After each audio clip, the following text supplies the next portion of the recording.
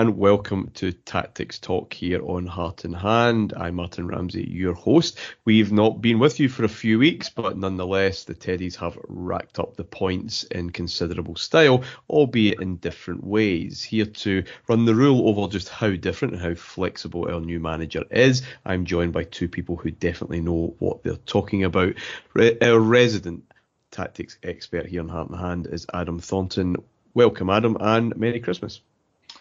Thank you, Martin. Yeah, Merry Christmas to you. We're in the, what's it called now? In Betwixtmas or Betwixtmas, but we are firmly in the middle. And I'll be, unfortunately, just at the start of the Christmas break. But yes, Merry Christmas to all. And joining us from the Rangers Review, it's the wonderful Joshua Barry. Merry Christmas to you, Joshua, as well. You look quite snug in your little, what I'm going to say summer house. That's not quite appropriate there, but you're looking well anyway. It's a summer house in the summer, and it's definitely not a summer house at the moment, Martin, but I'm still up in the wilderness, north of Inverness, back to the big city today. But it's been a good, so Merry Christmas to you both as well, and all the listeners. Thank you, Joshua. Okay, the last time we were on, Adam, we asked our listeners for some questions. We were 4 games into Gio's start, 4 very different games.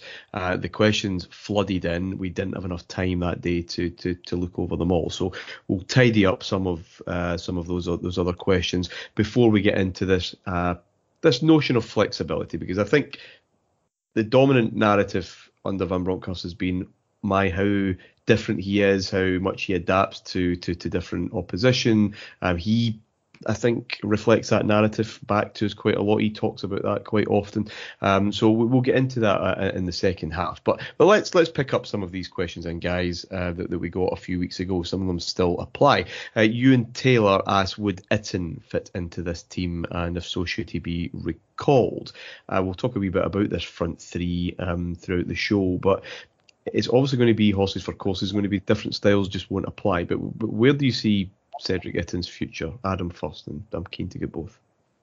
Well, Itten is an interesting one for me, because his numbers, underlying numbers, etc., were always quite good last year. It's really tough when he had that unfortunate habit of coming off the bench and doing well, but then any time he got a start, he didn't quite set the header on fire. That is difficult. He always strikes me as that type of player that probably needs a run in the team to get up to speed, especially last year when the team was, in my opinion, completely ill-suited to what he could bring.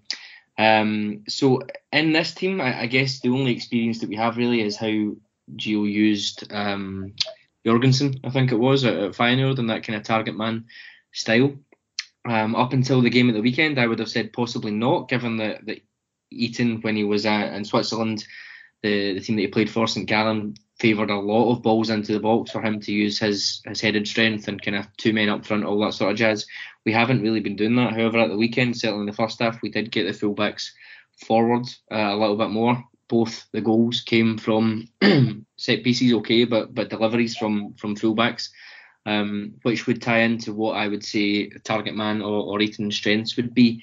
So it's really difficult to tell, because you're kind of going on a hypothetical of the player he was last year, playing in Van Bronckhorst's team from Feyenoord 5 years ago, and then somehow trying to transplant that into the team that we see in front of us just now. So it's a bit of a tricky one. With Itten, I think if he's not having a very good time over there, the team, rather than him himself, it looks like they're going to get relegated. I would imagine they are unlikely to take up the option on him. I may be wrong, so he may be forced back in pre-season, and I guess the manager will get a good look at him to see. For me, I think there have been times this year where someone like Itten would have been invaluable, probably in the earlier months, maybe less so in the last few months. But it's one that I wouldn't be casting aside. But at the same time, if we got a decent offer of above what we paid for him, I think it's one of those ones that the manager might think you get a bit better for the money. Joshua, where does it fit into this new regime? Hypothetically, yeah. I mean, looking back at how Van Bronckhorst used the strikers, looked at it before he came in and how that would suit Morelos. And I think in short, although Morelos, his passes have actually increased per game, there's less dependency on him kind of middle to front to get the ball into attacking areas, and more dependency on him to be in the areas like you see for the goal weekend. And I think that would suit it more just kind of at the outright. I think what he's good at is getting the ball, playing it around the corner and attacking the front post. And he may well benefit from increased width higher up the pitch, a couple more runners joining him in the box.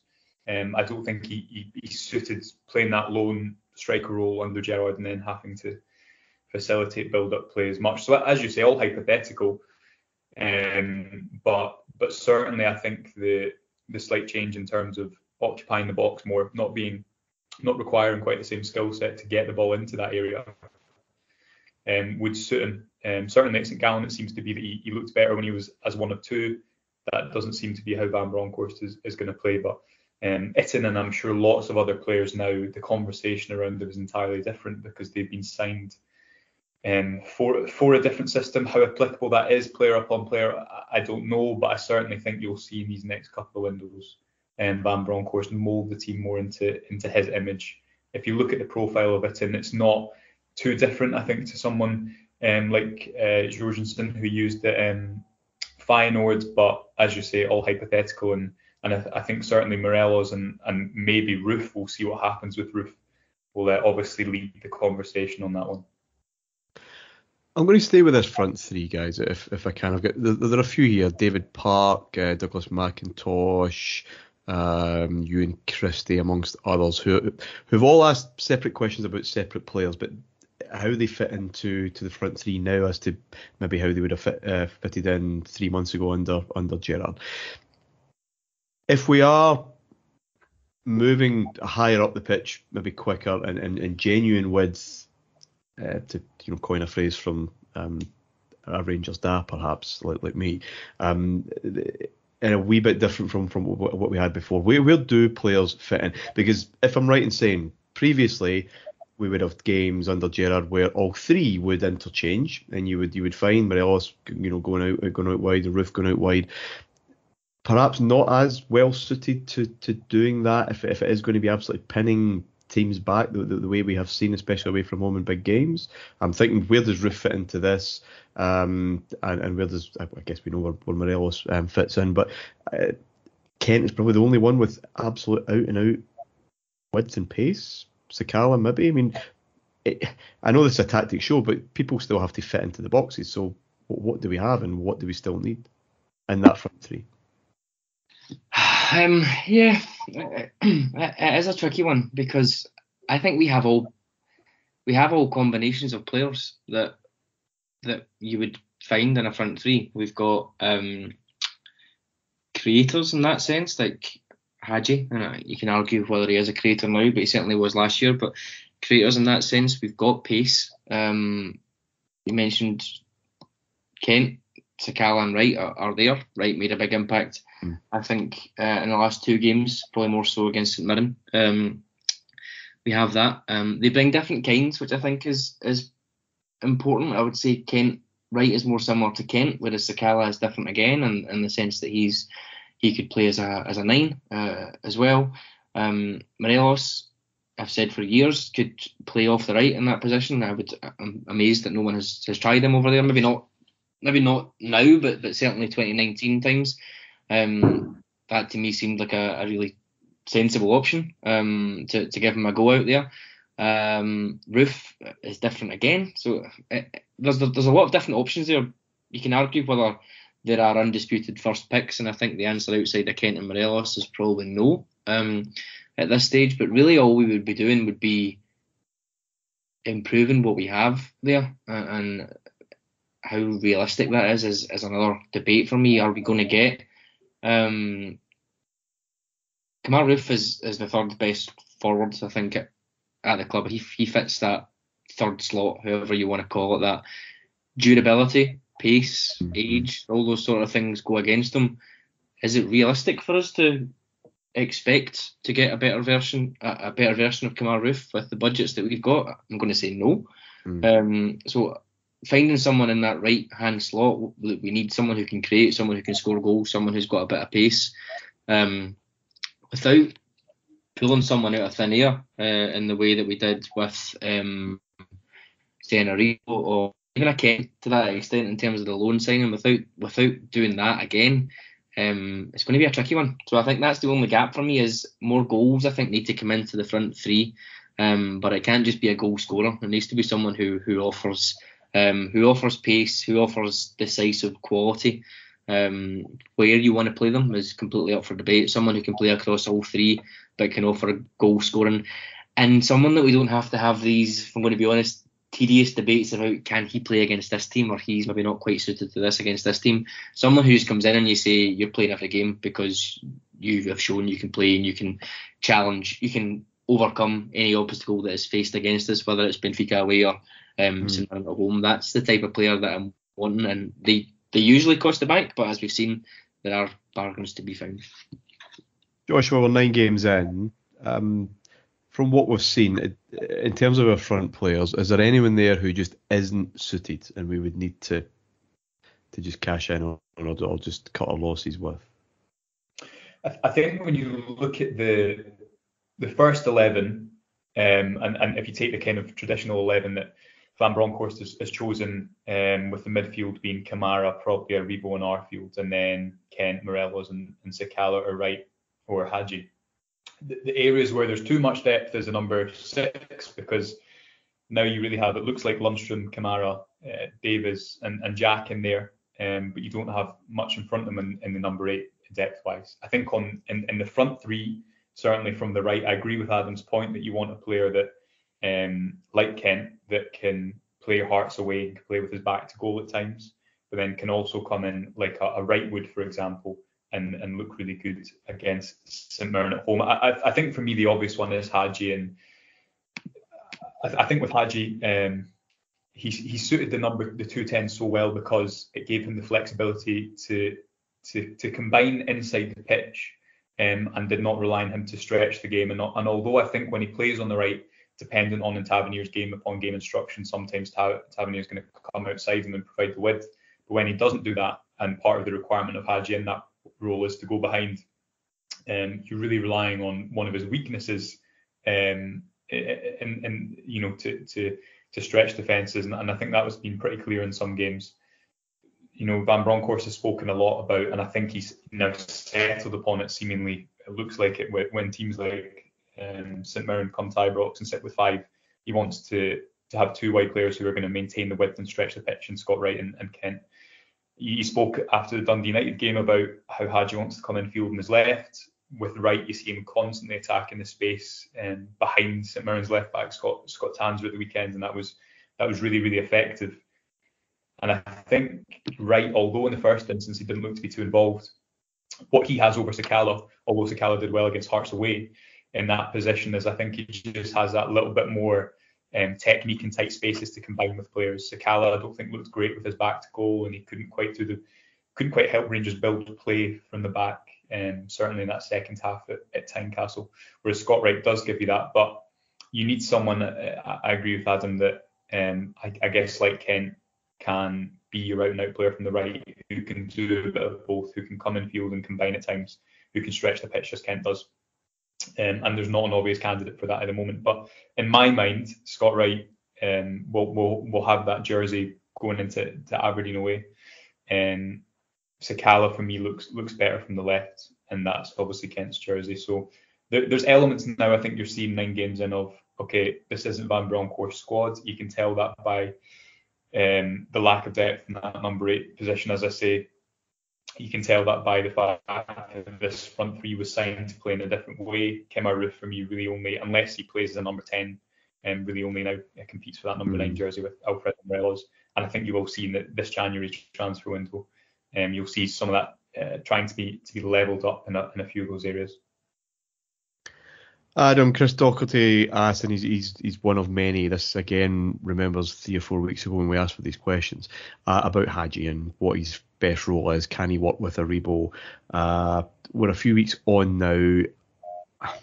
I can't think of many players in this past month that's probably produced the same kind of debate conversation than Yanis Hadji. Where are you on him and what he can give going forward in this team?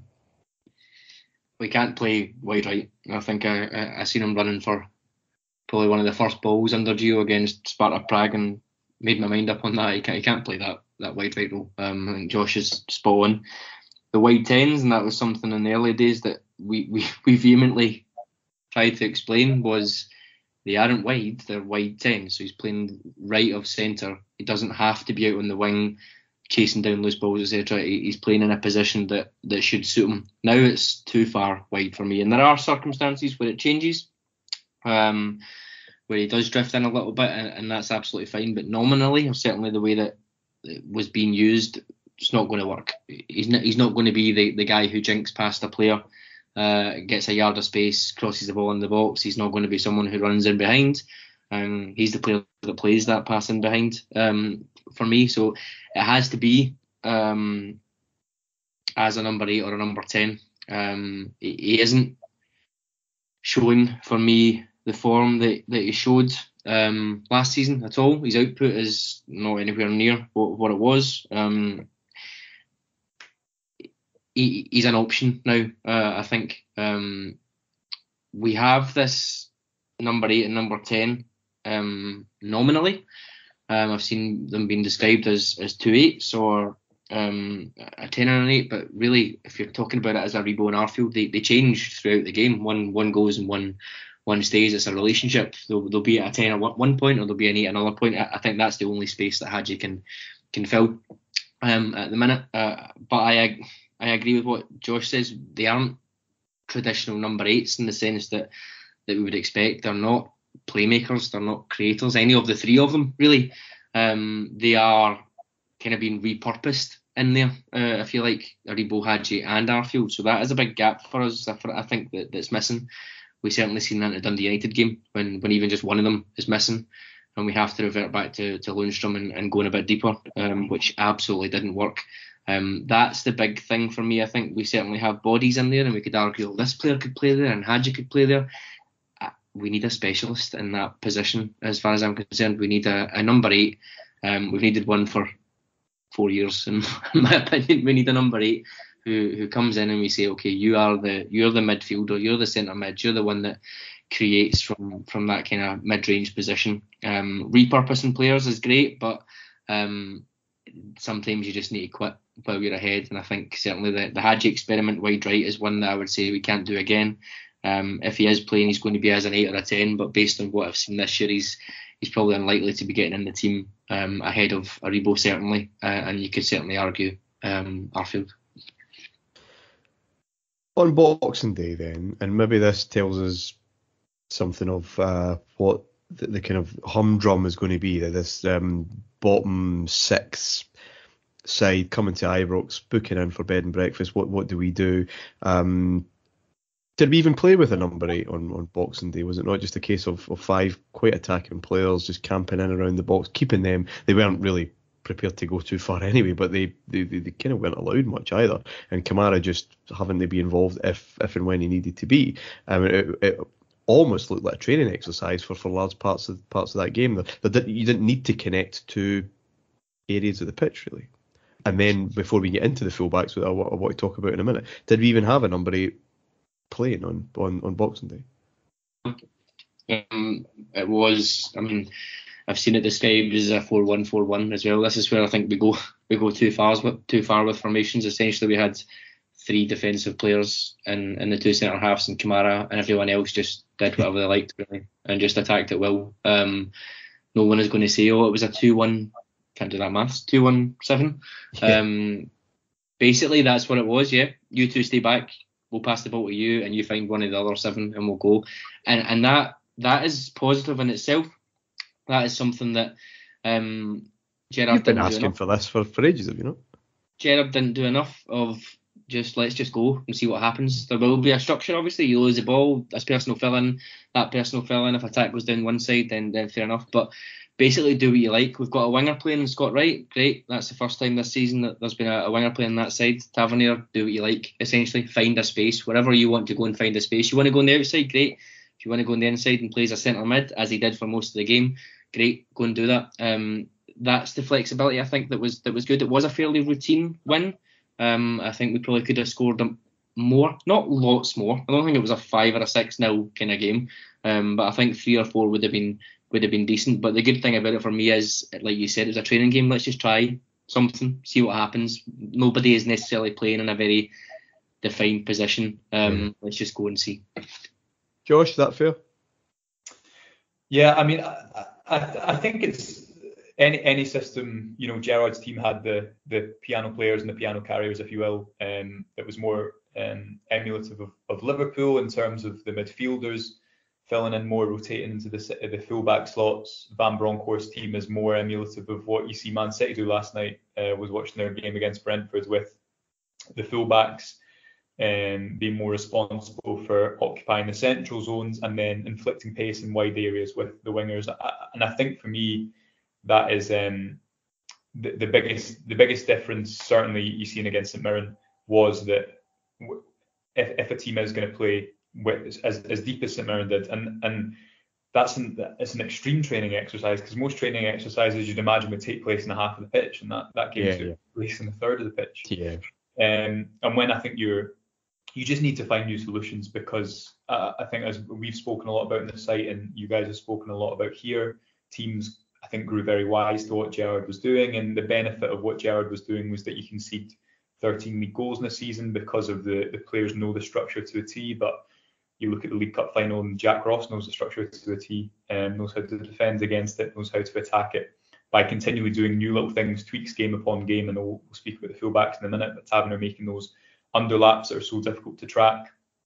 Teams have to adapt in game, and I think with the wingers playing that wide and your two number 8s, number 10s, whatever it is, you constantly inflict pace into the attack. If it's Tavernier and Barisic in the areas that Kent and Wright have been picking up the ball, it's just an entirely different game, because you're restricted to crosses. And while Wright is still crossing the ball at points, he's committing his man continually. So that for me has been a big positive. I think you're seeing a lot more managers move towards that because of the obsession with congesting central spaces kind of all over world football.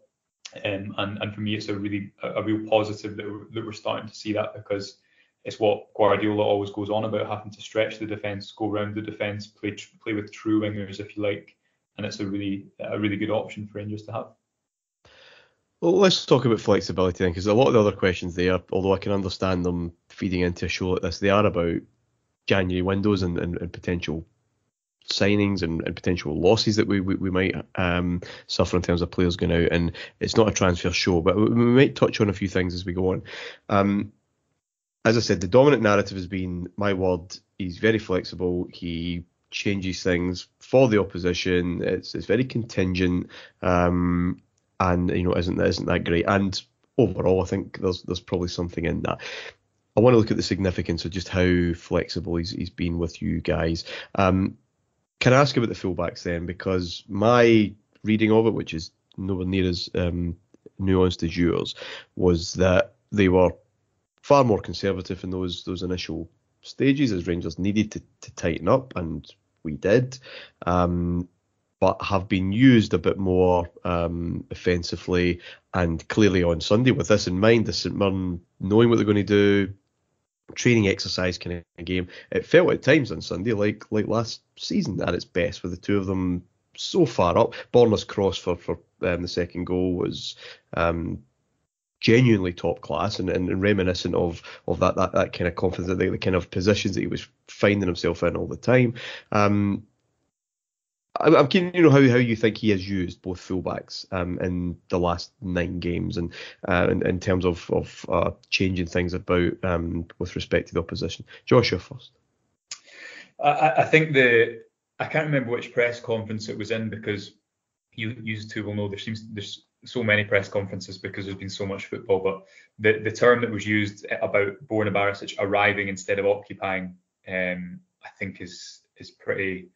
I don't even know if it was a press conference, come to think of it. It's somewhere in my mind dial. But arriving in the final third instead of occupying those zones, I think is on the left side the biggest benefit. And by that, You've seen him, especially at Dundee at home, was the kind of first real main sighting of it, although you'd seen it at Livingston as well, tucking in the build-up, because Rangers only have one deep central midfielder in Kamara, to just give that nice structure and build-up, always outnumber the opposition in that area, and then get into the middle phase of the pitch.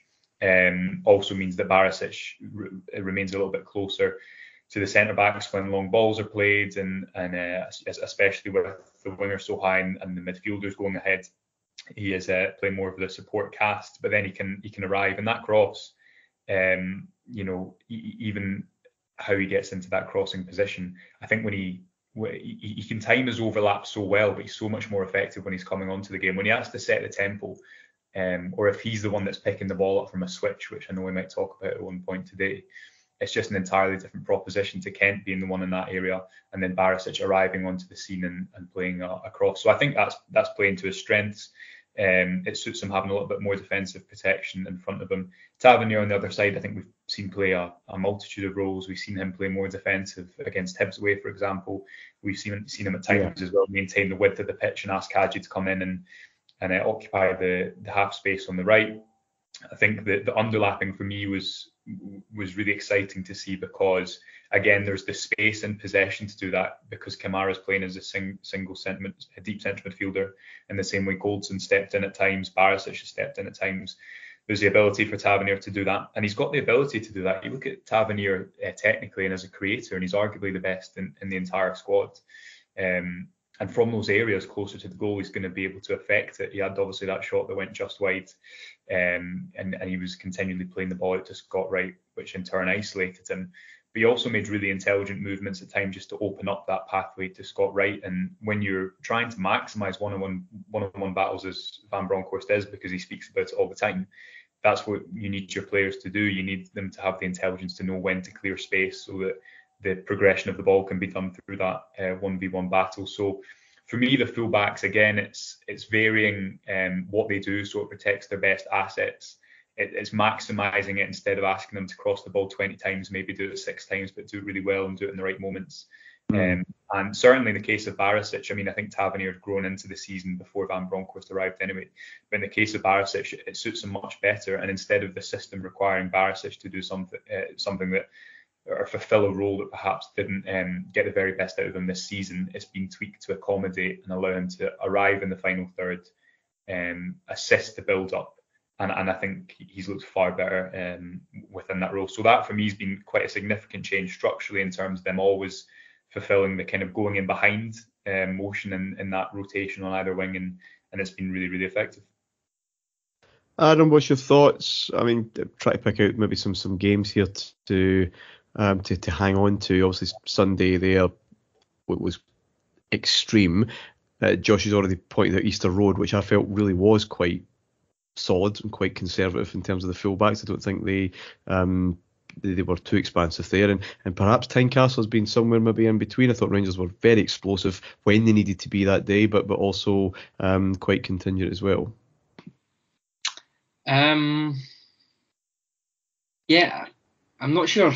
I agree with everything Josh said in terms of going forward and in possession. I think absolutely having that flexibility, so that you're not getting the ball to Barisic on the overload and him pinging the ball in from, ironically, where he pinged it in from at the weekend. But as a kind of general rule, if you're able to mix that up a little bit more and have him more involved in the build-up, or even a little bit further back, then that's great. I haven't particularly noticed a huge difference in terms of Tavernier. Again, like Josh said, trying to put him in a box of saying you do this every single game is not really accurate anyway. I think he approaches games differently. He's a kind of problem solver in the team, and I think we've seen that kind of carry on. Yeah, sometimes he is a little bit further back, but I don't think it's noticeably so. I think he's always been involved in the build-up. He's always had the ability to go inside or on the outside. So I do think that's been a big change, particularly as far as Barisic is concerned. Defensively, I'm not sure. Defensively, Martin, I've got my thoughts on this. I don't think I could really point to anything to say our defensive record is better because the fullbacks are a little bit deeper, and here's the evidence to base it on. I don't think I have any examples of in-game situations where that attack was stopped because the fullbacks were a little bit further back. So I struggle with that one a little bit, I must admit, in terms of deeper fullbacks equals better defensive record. So on that side, I haven't seen too much there. I think what we would say is that they both, or Barisic in particular, looks more switched on, or intangible wise, whether that's Van Bronckhorst getting in his head, giving him, we know he's a confidence player, whether it's something off the field mentally that he has been able to tap into. I'm not too sure on that. He certainly looks a little bit more switched on, but I've been a big advocate this season that run we were on in terms of conceding goals was a freak and was never going to happen, was never going to keep going. This run that we're now on, similarly, can be seen as a freak that is unlikely to continue. I think 2 goals conceded, and one of them was an own goal in 9 games is very, very rare. I don't think either of those things are very extreme. I think the main takeaway of it has been it's just flipped completely, and therefore it seems quite easy just to say, that's because of the fullbacks being deeper or Van Bronckhorst coming in. I still don't know yet at this stage. I think there's still not enough time. I want to come back in that because we can only talk when we're talking about, we're 9 games in. It's still a small sample size, but it's not a couple of games. It's still significant. So I want to come back on that because it is a huge shift defensively. There's no getting away from it. Joshua, you want to come back in there? Just wanted to say quickly, I think for me, just on Adam's point of what has changed defensively, the fact that the fullbacks aren't having to go 2-on-1 against the opposition when they switch play quickly, I think is another quick win for Van Bronckhorst. Again, to go back to the bad memory of Hampden before, in the game before he took charge, that was a tactic that Hibs, as other teams had used constantly against Gerrard's Rangers with obviously the midfield having to shuttle over, and again a strength I think eventually became a little bit of an Achilles heel because of how exposed it left Tavernier or Barisic when they were slightly higher up the pitch, but then obviously having to defend those spaces as well. So I just think that's worth mentioning, and I think that's something, along with Kamara sometimes coming into the back line when long balls are being played or goal kicks are being played, a really intelligent, quick change that has made a big difference and just simplified the role of the fullback somewhat, and I think that's really made a difference. The defensive record then, I would like to get your thoughts on it, because last season, like black and white, award-winning, record-breaking defensive record. But Adam, I was saying all season, because I think we're a bit overpriced for this. I think there's still a fair bit of carelessness there. We're just not being punished. The amount of times, especially at Ibrox, that teams were in at key stages of games and they kind of missed big chances. It just wasn't happening. It was as if all that luck was paid back with interest in the kind of first third of this season. How many times were we behind first? 8 times or something in 19 games or something like that? And again, some really stupid decision making early on, costing us, and we came back to win most of those games, but we still dropped some silly points as well. And now we've got this remarkable change. I mean, again, still early days, but on paper with some difficult ties in there as well. It's been remarkable. I asked Van Bronckhorst, can't remember when it was, when it started to become apparent we're getting lots of clean sheets. Was this an organisational thing, or was it just simply a concentration thing and an application thing? And like most managers, he said a bit of both, but he talked more about getting inside their head and just focusing. I think Calvin Bassey had talked quite a wee bit about that at a press conference as well, just being sharper, and that maybe comes with the new broom. Joshua, any ideas? And we would, again, smallish sample size, but 9 games is still a fair amount, and such a change in the goals conceded. And I take Adam's point that this may well be as much of a freak as the constant nonsense we saw September, October might have been. Yeah, well, probably is. We watch football all the time and try and, as supporters and people who cover the game, you're always trying to draw narratives and draw conclusions, but that's what we do, isn't it? So I think there's a few things. Bassey's an interesting one, because if you'd said to someone at the end of last season, Rangers are going to look terrible defensively, and then they look fantastic defensively when Calvin Bassey comes in and plays 9 games in a row. Joshua, if you'd said to anyone at Perth in Yeah. September, when he could hardly header a ball out of defence at centre half, that he was going to be the defensive rock upon which this incredible run of clean sheets was based, you would have been told it's far too early to be that drunk. Exactly. Well, exactly. And it was a Sunday as well, or was it Saturday? It was early, whatever it was up at Perth. It was too early, and that was a long game, wasn't it? But again, I think for me the main topic again is that Rangers are now defending much more man orientated, with Kent and whoever it may be, Wright or Hadji, coming back, and just not necessarily that they're winning 10 defensive duels per game or they're making 10 interceptions a game, but they're just closing that space.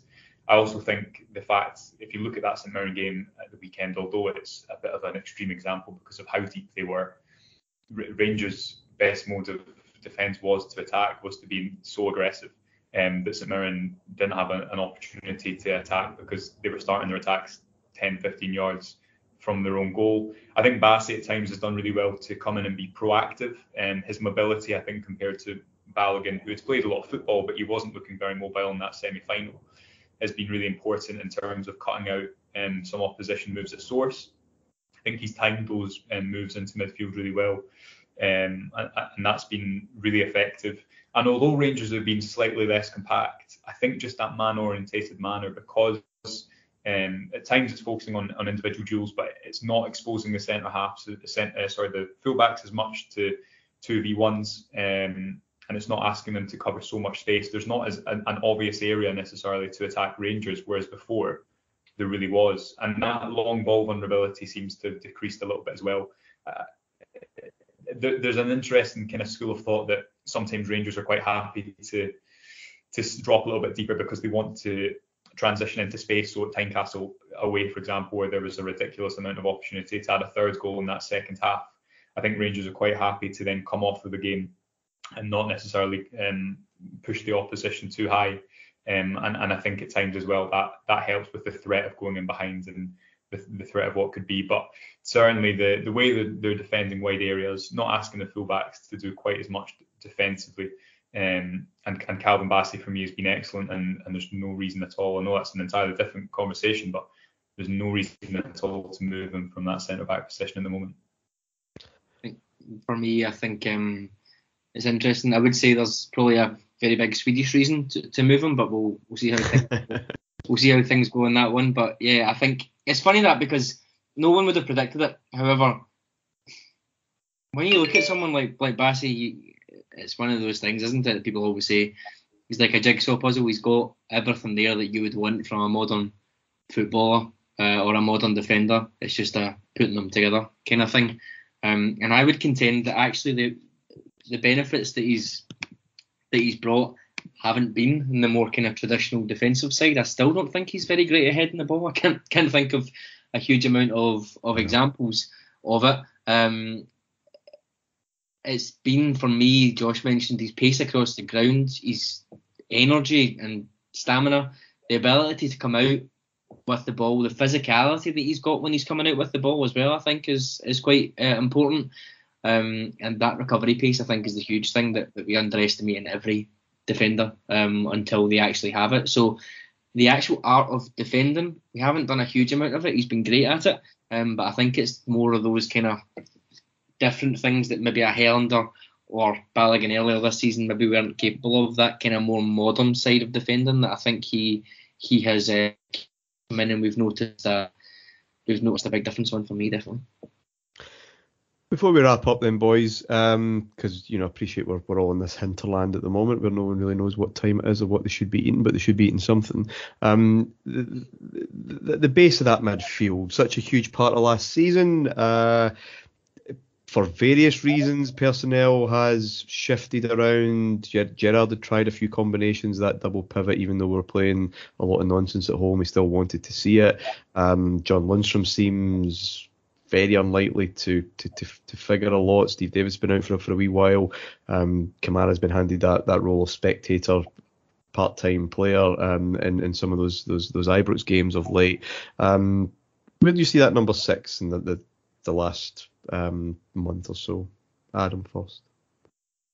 I think it's been good. I think we've seen how good it's been against Dundee United, where it was very, very not good. So I think that changes for me. Lundstram, and that's possibly a bit of a worry. I think I heard mentioned that Van Bronckhorst probably struggled with freeing up the number 6 in his time at Feyenoord. It was very obvious from very early on that Dundee United, who did very, very well on the day, just sat their 2 strikers in front of Goldson and Bassey, and they couldn't get through. So that's going to be a little bit of a challenge when the fullbacks are a little bit deeper and the number 8 and number 10 are a bit further forward.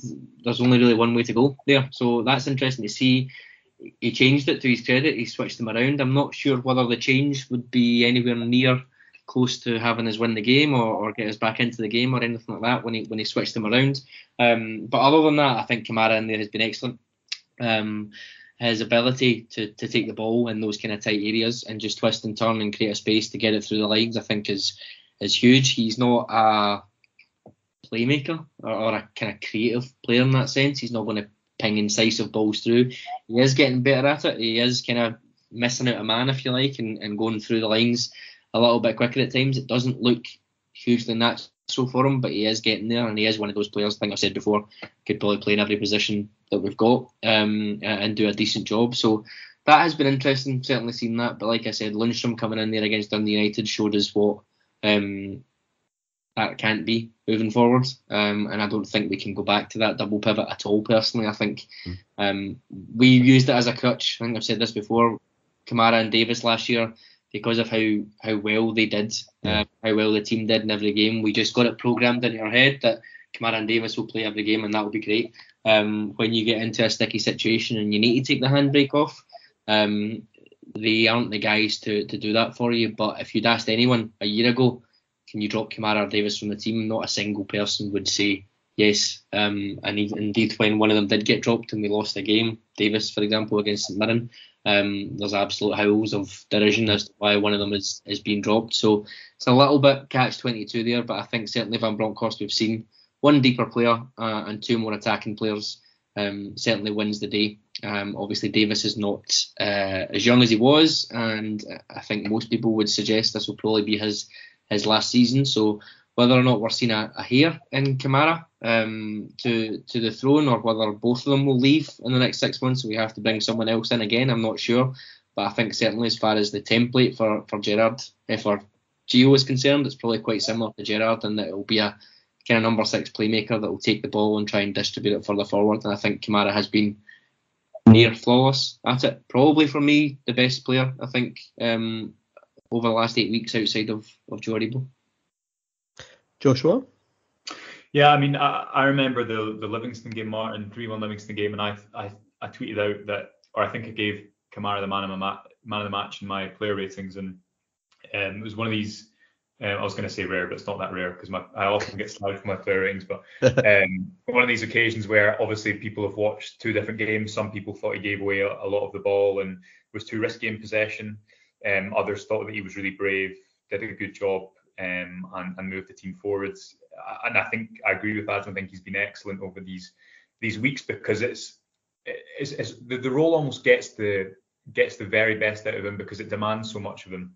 It does really rely on him in build up, but because he is so technically proficient, because Rangers can play the ball into him in pressurised areas, it's sometimes a little bit high risk, high rewards. I think the Dundee United game was, I remember at the time thinking the team in general looked tired. Goldson just 3 days earlier against St Johnstone had been, excellent coming out from the back with the ball, had stepped into midfield constantly. Obviously St Johnstone, their setup from the front, I don't think was as well structured as Dundee United, who did really, really well to just constantly block the ball into Kamara. I asked the manager about that after the game, and the 2 themes were, I need players higher up the pitch to be braver. That's not Scott Arfield's game. Shows a lack of depth at number 8, and is one of the issues that will have to be solved in some of these games. But he also spoke about the initial pass having to be braver from Goldson into Kamara, because there was opportunities where that could happen, but it didn't. And I agree with Lundstram. It's a tricky one, because he did have those man of the match performances. He did seem to be coming onto a game, but there's not an obvious place for him in that system, because he doesn't really displace Kamara. I don't see, aside from the odd game away from home, two deep midfielders being used. But you look at Tynecastle after Van Bronckhorst had a couple of weeks, and that wasn't even required then. I think the answer, if the bravery isn't there, or the kind of option higher up the pitch isn't there, obviously Aribo wasn't available for the Dundee United game. He can receive the ball slightly higher up the pitch, almost in that little bit of a target phase, because he's so strong with his back to goal. It requires sometimes the fullbacks coming in field a little bit. I think, as you see against St Mirren, Tavernier will have the license to do that. Barisic as well in that game was playing, I guess, more traditional Barisic from the last few seasons, Patterson, because the fullbacks were needed to assist because of Dundee United setup. Again, that's something that Van Bronckhorst said after the game. So I think the Dundee United game kind of caught a few factors going against Rangers in that instance. I think if you do have that 3-1 structure with Barisic tucking in, you have Goldson having a better game than he did that day, and you have a little bit of a better support structure higher up the pitch in terms of Joe Aribo starting, then it wouldn't be kind of so emphasised or pronounced how difficult Rangers found it to build through in that day. But that's certainly something to work out for. Any system has weaknesses, because we don't have two midfielders rotating into the fullback slots. That first phase might be more noticeable, but it'll be definitely something to kind of keep an eye on in the coming months. It's funny, I tweeted after the Livingston game that I didn't think Kamara had a good game at all, and I got equally the same reaction from the other teams. So that does seem to have been a complete 50-50 on that specific performance, which I always find amusing. I completely agree. I think Lundstram is out now, unfortunately. I did think there was the makings of someone there. I had in my head that he would be performing the role that Arfield performed last year. It just kind of made sense to me in terms of a pattern. Player coming in that's played for a defensive team, is going to be unleashed, passing stats look okay, has an engine, has a bit of physicality, can get forward. It just felt like there was a lot of similars there, and you could put him in that little right-sided centre mid box that Gerrard had, that we've been needing to fill, and we still need to fill going forward. But now that's becoming a number 10 in some phases and a number 8 in other phases, it's a no-go for me. And I don't think number 6 is going to suit him in this type of formation as well. So it's an interesting one. Whether he's now just officially an emergency centre back that comes on to protect Leeds, I'm not sure. But the wages that he's on, and I've seen some pretty wild thoughts about him. Let's not beat around the bush. I would imagine if a Championship club, if we say he's available for transfer, that Championship club is going to come and buy him, because he is a good player. You don't lose that overnight. Freeing him or anything to me is free. I think that's just bizarre. There will be someone who will come in and buy him. The reason he didn't go to anyone else, I think, was the wages that he was looking for possibly was too high for being a Bosman. You could argue he might have got those wages and they might still be too high, but I would imagine there's a deal that could be done in there. So it does leave us a little bit light, though. I'm not going to lie, because Kamara is the 6th. Davis, like we said, we don't know if we can rely on his fitness or availability or even his form at this stage. Things start to look a little bit lighter there. We've got Stephen Kelly. I would be absolutely fine for Stephen Kelly to come in and get minutes. I said that pre-season. However, the importance of that role has probably changed a little bit now in terms of it being the kind of sole defensive, sole playmaker at the base of the midfield. It's a lot of pressure to put on a young boy. Ironically, when we did have a kind of Kamara Davis, there was a bit of a comfort blanket there that he could have come in and had a wee bit of game time, which he unfortunately didn't get. So I don't know on that one. It's interesting. Martin, you mentioned transfers. I know it's not a transfer show, but I think that's the gap for me is that whether it's a number 6 rotation, whether it's a number 8, whether it's someone that could play both, would be fantastic. But that's probably the gap. We have players. We've got Hadji, we've got Janino, like we said, that could do a job. But I think that's the gap. Even wide right, I think a combination of Sakala, Scott Wright, Hadji, Kemar Roofe sees us through to the summer. To be honest, I don't think we need to be going out and saying we absolutely need to spend big in that position. I think we're fine. But for me, cherry on the top would be a number 8. Joey Veerman obviously would be fantastic, but I think that ship has long since sailed. I'm not sure about Xavi Simons, Josh. I know you've got a piece out on him. I don't know whether he's a number 8 in that kind of sense, or if he's more one of these kind of number 8/10s. What's your thoughts on that? I actually don't know. He looks a wonderful player, but I don't know kind of how suited he would be to this system. Certainly, I don't think he's gonna. He's not a Scott Wright style that's going to take on players 1v1. The game I watched of him, a lot of combination play, a lot of finding the third man. Probably, in my mind, I don't know if Scottish football is a natural next step for a player with his footballing heritage and with the kind of the quicker build-up play that Van Bronckhorst is trying to use. But he's a really technically astute player. Had some nice link up with Kylian Mbappe and looked really good for his debut. Whether that is realistic, I don't know. But as we like to do, instead of just regurgitating rumours, try and do something substantial, give you a flavour for the player at the Rangers review. And certainly a player that I really enjoyed watching, and it'll be interesting to see if anything does develop. It will be a busy month, I have a feeling. We'll watch out. Thank you again, guys. It's always a pleasure to ask you questions and get them answered. Thank you, Josh. Thanks, Martin. Always a pleasure. Thank you, Adam. Thank you, and Happy New Year to the listeners when it comes. Oh, yeah. Indeed. And if you are joining us this week on Acast or whatever, and you want to get more of this on Patreon, that's where you can find us, heartandhard.com/patreon.com. We can find tactics shows, pre-match, post-match from inside the ground, history shows, unrivaled history shows, I would say, shows on European football, on English football. I know that's Josh's favourite show. Everything you can possibly think of regarding Rangers or wider football you can find on Patreon. Please go and have a look. It is cheap as chips. Thank you for listening all year. It has been a special one, 2021. Only one league defeat for the whole year, and that fabled title coming home. Let's see what 2022 has in store for us as well. Have a happy new year, listeners, and until next time, bye for now.